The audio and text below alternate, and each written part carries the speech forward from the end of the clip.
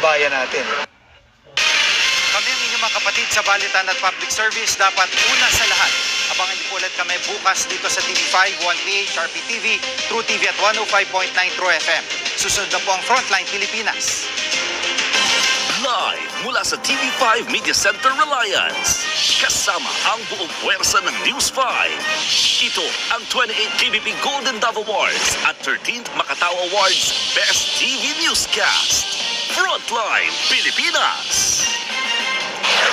Dating Senador Bong Revilla, hindi bibigyan ng VIP treatment habang nakakulong sa Quezon City Jail ayon kay DILG Secretary John Vic Remulla. Pero pagsyat ni Revilla, ayaw ilabas ng PNP. Sa News 5 Visayas.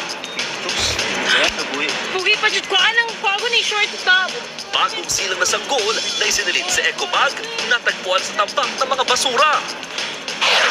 Doble dagok naman sa mga motorista. Dagdag singil sa toll sa NLEX, sumabay pa sa malaking taas presyo sa gasolina.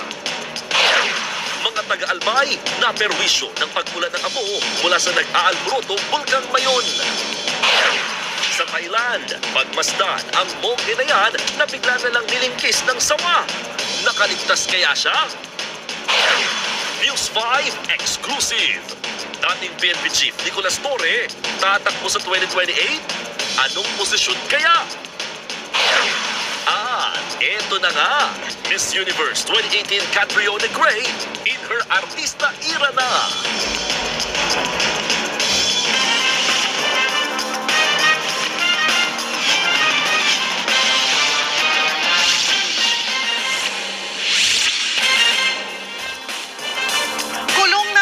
Si dating Senador Bong Revilla na iniuugnay ngayon sa isang ghost flood control project. Mula Camp Crame, dinala na kanina sa Sandigang Bayan si Revilla matapos sumuko sa PNP.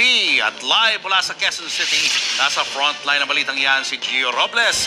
Gio, nasaan na ngayon si